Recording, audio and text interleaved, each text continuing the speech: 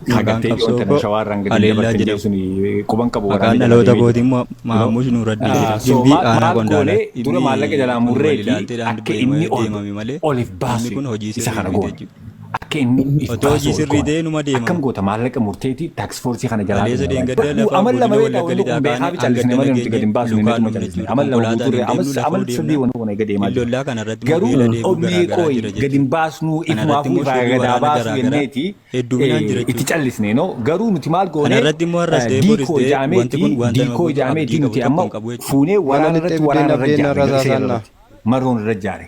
Garuu qaalichi Bishaan quban naa qabu fide maal bishaan goone na akka beeknaan uummanni ni Oromoo rukuta. waliin finnee Kanaafiyyuu fi harka koo keessaa yoo baafadhee gusuni nagaadhaan dhufee gaafa lololanii isa jedhame kana haqarra arguuf gabbaa'ame sodaachaa man dhufee namni qaama gosaan kalaagaa wal fixa bukkee akkuma gaafa agarti dhufe suni. So maal garuu godhamee makkalaagaan akka namni gosaan wal injiraan shanee finne uummanni keessatti na gosa nyaate keessatti bishaan boqonne bulluqaan irraa miicana. akka inni ibidda gaa'onni boombirra ajjitu goone. Rifeensa kee anarraa Deemee muranii deemee maal deemee jedhanii deemee caammaa naa deemee bitanii waan hedduu irra qabna baatee wayii gadi hin baasne malee.